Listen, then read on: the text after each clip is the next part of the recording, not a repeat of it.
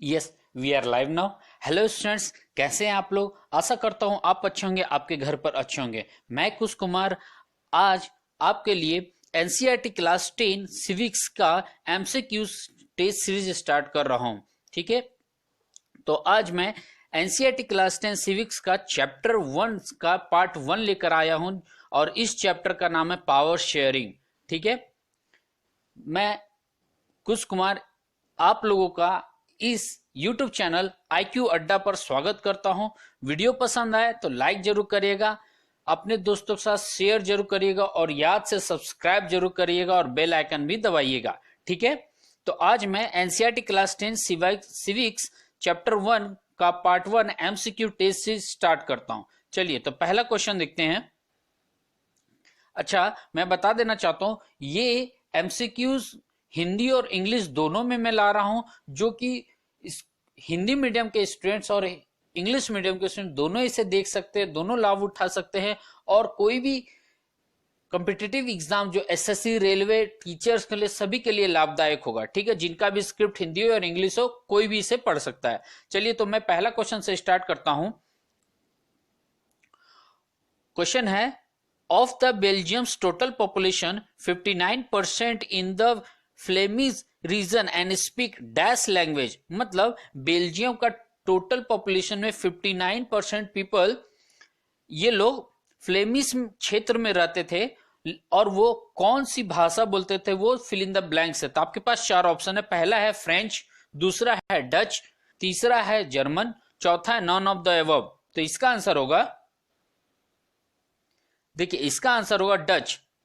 जो 59% पॉपुलेशन था बेल्जियम का और जो लोग फैमिलीज क्षेत्र में रहते थे वो लोग डच भाषा बोलते थे। ये डायरेक्ट आंसर है। मैं हिंट आपको देता हूं, ये एनसीईआरटी बुक पेज नंबर 2 का राइट साइड टॉप में आपको मिल जाएगा। ठीक है, आगे चलते हैं। तो इसका मैंने बता दिया, ऑप्शन बी डच होगा। नेक्स्ट क्वेश्चन है, question number 2, who elects the community government in Belgium. ये प्रीवियस ईयर 2001 का है, सीबीएसई बोर्ड 10th के में आया हुआ क्वेश्चन है। ठीक है, कहता है who elects the community government in Belgium. आपके पास चार ऑप्शन है। पहला ऑप्शन है आपके पास by the leader of Belgium. दूसरा ऑप्शन आपके पास people belonging to one language community only. तीसरा ऑप्शन आपके पास the citizens of the whole country. और लास्ट एंड फोर्थ ऑप्शन है the community leaders of Belgium. मतलब बेल्जियम सामुदायिक सरकार का चुनाव कौन करता था। इसका आंसर होगा people belonging to one language communities only. मतलब उस समय बेल्जियम में स्ट्रगल चल रहा था, तो वो लोग क्या करते थे, खास एक पार्टिकुलर लैंग्वेज वाले वही सरकार चुनते थे और दूसरे लैंग्वेज बोलने वाले लोगों से पूछा नहीं जाता था कि कौन सी सरकार आनी चाहिए, किसे इलेक्ट करना चाहिए। वो लोग जो भाषा बोलते थे वो अपने पसंद का सरकार चुन लिया करते थे। ठीक है, नेक्स्ट क्वेश्चन चलते हैं। हिंदी में क्वेश्चन आप पढ़ लीजिएगा, मैं आज इंग्लिश में ही मोस्टली देख रहा हूं। ठीक है, चलिए, तो थर्ड क्वेश्चन है, द वर्ड इथनिक सिग्निफाइज। मतलब इथनिक जो शब्द है क्या दर्शाता है, इसका मतलब क्या है। ठीक है, आपके पास चार ऑप्शन है। पहला ऑप्शन है डिफरेंट डिफरेंट रिलीजन। दूसरा ऑप्शन है a careful calculation of gains and losses. तीसरा ऑप्शन है आपके पास of violence conflict between opposite groups. और चौथा आपके पास सोशल डिवीजन एंड शेयर, एक मिनट रुकिए, yes, social division on shared culture. देखिए, इथनिक्स मीन्स होता है कि एक साथ रहना, जातीय, संजातीय जिसको हम लोग बोलते हैं, अलग अलग जाति मिल करके भी एक बन के रहता है। ठीक है, तो इसका आंसर होगा option D, social division on share culture. ठीक है, ऑप्शन डी, ये डायरेक्ट क्वेश्चन है। ये भी आपको एनसीईआरटी बुक में पेज नंबर 2 या 3 में ही है, याद रखिएगा, आप खोज लीजिएगा।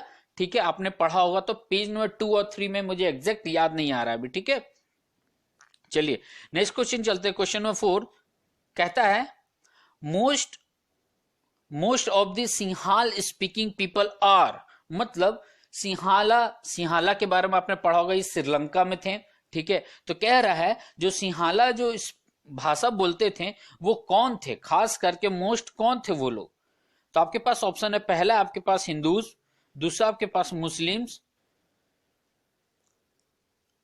तीसरा है आपके पास बुद्धिस्ट, और चौथा है आपके पास क्रिश्चियंस। ठीक है, ईसाई जिसे बोलते हैं। तो सिंहाला भाषाई ज्यादातर लोग डैश हैं, कौन से थे वो, हिंदू थे, मुसलमान थे, बौद्ध थे या ईसाई थे। देखिए इसका आंसर होगा बौद्धिस्ट। ठीक है, ये भी एनसीईआरटी, ये एनसीईआरटी पेज 5 में आई थिंक है। ठीक है, ये पेज नंबर 5 में जब आप श्रीलंका का सेक्शन स्टडी करिएगा उस पर मिल जाएगा आपको। ठीक है, ये भी देख लीजिएगा।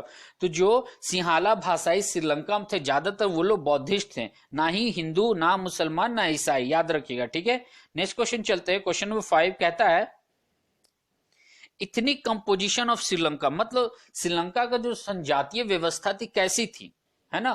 तो ये थोड़ा लंबा क्वेश्चन है, ध्यान से देखिएगा, ये पूरा पैराग्राफ उठाया हुआ क्वेश्चन है। ठीक है, पहला ऑप्शन है major social groups are the Sinhala speaking 74% and the Tamil speaking 18%, first option. दूसरा ऑप्शन कहता है among Tamils there are 2 sub groups, Sri Lanka Tamils and Indian Tamils. तीसरा ऑप्शन है आपका there are about 7% Christians who are both Tamil and Sinhalas. Last option है आपके पास most of the Sinhalas speaking are Hindus और मुस्लिम्स। नहीं, यहां गड़बड़ है। देखिए सिंहाला लोग बौद्धिस्ट थे, पहले अभी जस्ट इसके पहले वाले क्वेश्चन में मिला था, सिंहालास बौद्धिस्ट थे, हिंदू मुस्लिम नहीं थे। तो यही पता चल रहा है कि ये ऑप्शन कैंसिल हो रहा है, ये ऑप्शन कैंसिल हो रहा है। ठीक है, ऑप्शन डी। अब क्या है, अब क्वेश्चन आगे पढ़ते हैं। आपने ऑप्शन चुनना है क्या है। ठीक है, इसका आंसर क्या होगा। तो आपको ऑप्शन दिया गया है, पहला है ए बी सी, दूसरा ऑप्शन में है ए बी डी, तीसरा ऑप्शन है बी सी डी, चौथा ऑप्शन है ए बी सी डी। ऊपर वाले पोर्शन में मैं बताऊं तो यहीं पर से ऑप्शन ए है ए बी सी। देखिए डी जहां जहां कैंसिल होगा उसे ये ऑप्शंस भी कैंसिल करते चले, एलिमिनेट करते चले जाइए। तो ना बी होगा, ना सी होगा, ना डी होगा। तो इसका आंसर एक ही है, ए बी सी। ठीक है, क्योंकि सिंहाला स्पीकिंग श्रीलंका में मोस्ट मेजर ग्रुप थे, वो 74% बोलते थे, तमिल 18% बोलते थे। ये सही ऑप्शन है आपके पास। ठीक है, दूसरा है जो दूसरा सब ग्रुप था उनमें से श्रीलंकन तमिल थे और इंडियन तमिल थे, ये भी सही है ऑप्शन आपका। तीसरा है 7% क्रिश्चियन थे जो तमिल और सिंहाला दोनों थे, ये भी सही है, लेकिन ऑप्शन डी गलत है। इसलिए आपका आंसर होगा ए बी सी। ठीक है, चलिए नेक्स्ट क्वेश्चन चलते हैं।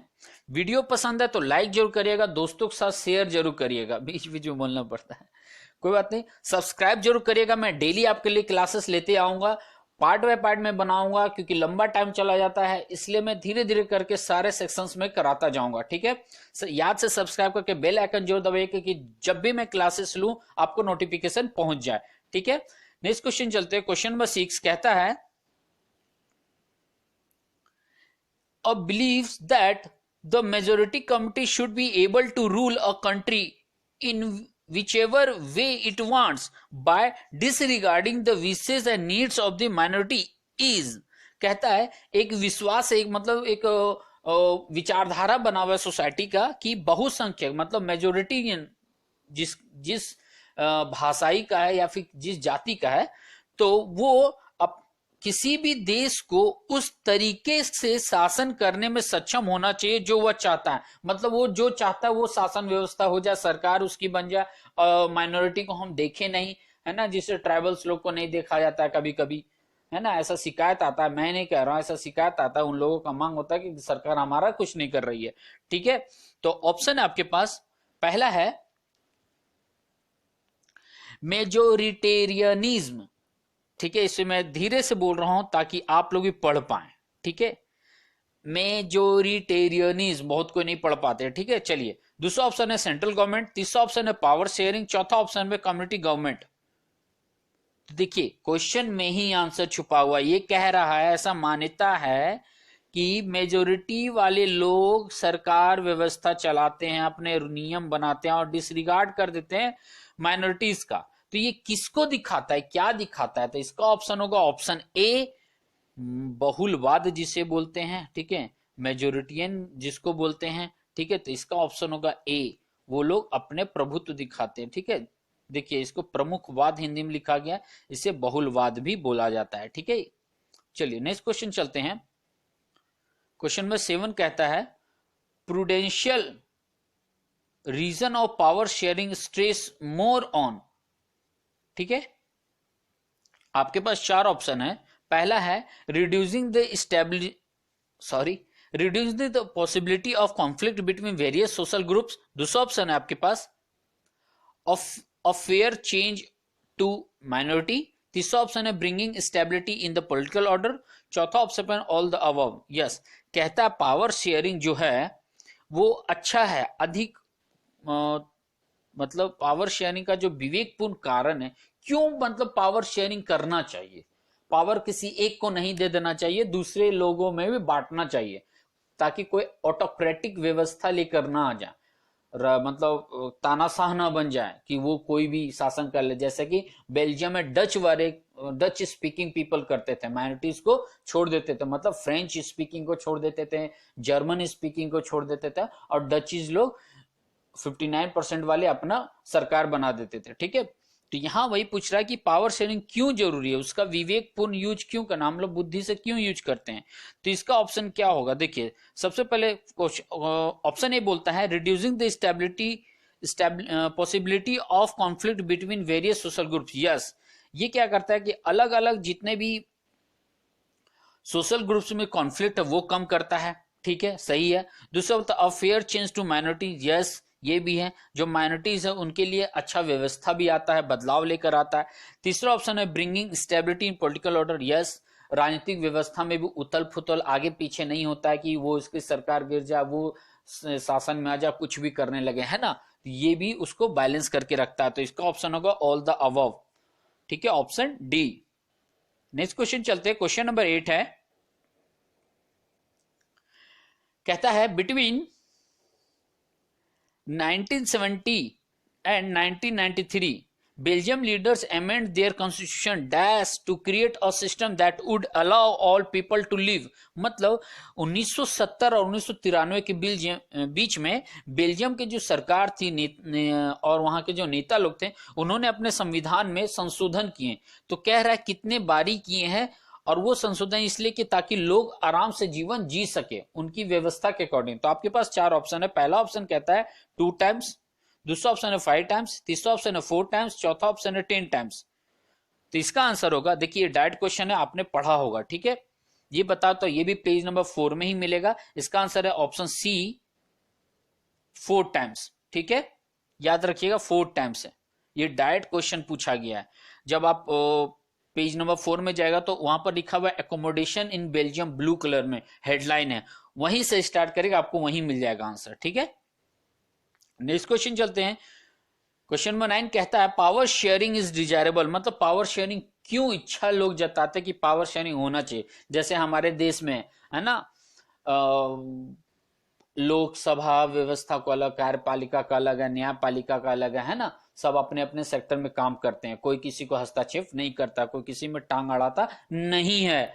तो चलते हैं, क्वेश्चन है 9, वाई पावर शेयरिंग डिजायरेबल। आपके पास ये ऑप्शन ना देकर के पहले पॉइंट दिया हुआ है। तो कहता है पहला point, power sharing is good because it helps to reduce the possibility of conflict between social group. इसके पहले वाले क्वेश्चन में मिला था ये ऑप्शन, तो ये ऑप्शन ओके है, ठीक है, क्योंकि कॉन्फ्लिक्ट हटाता है सोशल ग्रुप्स के, ठीक है, पावर शेयरिंग कर देते हैं। मतलब कुछ पावर मेजोरिटी को है, कुछ माइनॉरिटी का है, और कुछ एक और 2% वाले अलग अलग बच जाते हैं, उनको भी मैंने कुछ पावर दिया है। तो कोई किसी को दबा नहीं सकता है, कोई किसी को हटा नहीं सकता है। दूसरा पॉइंट है power sharing is very spirit to democracy. Yes, इसमें लोकतंत्र की छवि नजर आती है, परछाई दिखती है कि पावर शेयरिंग है तो लोकतंत्र खड़ा है। जब परछाई है इट मींस लोकतंत्र है, यदि लोकतंत्र नहीं रहेगा तो लोकतंत्र का परछाई कहां से आएगा, शैडो कहां से बनेगा, कोई ऑब्जेक्ट रहेगा नहीं तो उसका शैडो ही नहीं बनेगा।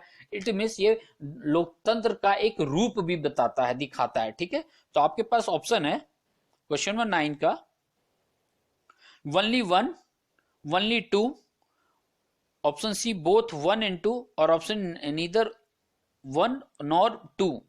ठीक है, तो इसका ऑप्शन क्या होगा? देखिए क्वेश्चन नंबर 9 का ऑप्शन सी होगा, दोनों।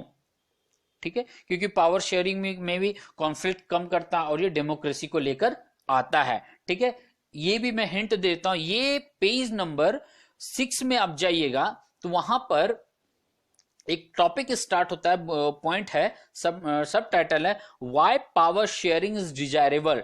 डायरेक्ट क्वेश्चन है, इससे पूछा गया है। ठीक है, पेज नंबर 6 में जाइएगा, मिल जाएगा। वो कार वाला एक आइकन फोटो पिक्चर बना हुआ था, यस, हाँ, उसी के नीचे, जस्ट उसी के नीचे मैं याद कर रहा हूं। ठीक है, why power sharing is desirable, page number 6 में ही था। ठीक है, चलिए आगे बढ़ते हैं। क्वेश्चन नंबर 10 है why did Sri Lanka Tamil launch partisan struggle. मतलब श्रीलंका जो तमिल स्पीकिंग जो ग्रुप थे उन्होंने पार्टीज क्यों अपना बनाने लगा और वो स्ट्रगल क्यों करने लगे, वो फाइट क्यों, विरोध क्यों करने लगे सरकार के अगेंस्ट, सरकार के पॉलिसीज के अगेंस्ट। ठीक है, तो आपके पास ऑप्शन है, पहला ऑप्शन है to recognize Sinhalas as the only official language. दूसरा ऑप्शन है एडॉप्ट मेजोरिटेरियनिज्म। तीसरा ऑप्शन है recognize Tamil as a official language. चौथा option none of the above. देखिए तमिल वाले विरोध कर रहे हैं तो तमिल से ही संबंधित होगा। ठीक है, याद रखिएगा, कोई थोड़ी ना दूसरे के लिए, एकदम प्रैक्टिकल बात है, कोई थोड़ी ना दूसरे समुदाय के लिए ज्यादा फाइट करेगा। स्ट्रगल खुद के लिए करते हैं लोग, है ना, खुद को विकास, खुद का डेवलपमेंट लाने के लिए करते हैं। तो इसका आंसर सी ही होगा। वो लोग, डायरेक्ट क्वेश्चन है, आप पढ़े होंगे। ठीक है, इसका आंसर सी है कि तमिल लोग चाहते थे कि तमिल भाषा एक ऑफिशियल लैंग्वेज बने, इसलिए उन्होंने अपना पार्टीज बना लिया था और सरकार के विरोध में चले गए थे। ठीक है, हिंदी में क्वेश्चंस आप देख लीजिएगा, हिंदी तो सब पढ़ते ही हैं। चलिए आज इतना ही, मैं अगले पार्ट में इसके आगे एमसीक्यूज लेकर आऊंगा। पार्ट 2 से पार्ट 3, पार्ट 4 जितना बनेगा मैं डेली क्लासेस लेते जाऊंगा। वीडियोस देखते रहिएगा, क्लास अटेंड करते रहिएगा, टेस्ट देते रहिएगा और खुद को चेक करिएगा कितना मेरे सही हो रहे हैं, आपने चैप्टर पढ़ा होगा। ठीक है, ये सभी कॉम्पिटिटिव एग्जाम्स के लिए काम लाभदायक है, काम आएंगे। एसएससी हो, बैंकिंग हो, रेलवेज हो, टीचिंग हो, पीजीटी, टीजीटी, प्राइमरी टीचर्स के हो। ठीक है, इवन पब्लिक सर्विस कमीशंस में भी काम आएंगे, क्योंकि ये एनसीईआरटी है और ये इंडियन एंड वर्ल्ड पॉलिटी का क्वेश्चंस है। ठीक है, तो थैंक यू आज के लिए। चैनल को सब्सक्राइब करना ना भूले। यूट्यूब पर सर्च करेगा IQ अड्डा, ये येलो कलर का लोगो पहचान लीजिए, देख लीजिए, यही में हमारा चैनल है, आपका चैनल है। सब्सक्राइब करिएगा, बेल आइकन दबाइएगा ताकि जब भी मैं क्लासेस लूं आपको नोटिफिकेशन चला जाए, मिल जाए। ठीक है, थैंक यू, टेक केयर, घर पर रहिए, सुरक्षित रहिए, बड़ों से आशीर्वाद लेते रहिए, छोटों को प्यार देते रहिए। ओके, फिर मिलते हैं, थैंक यू।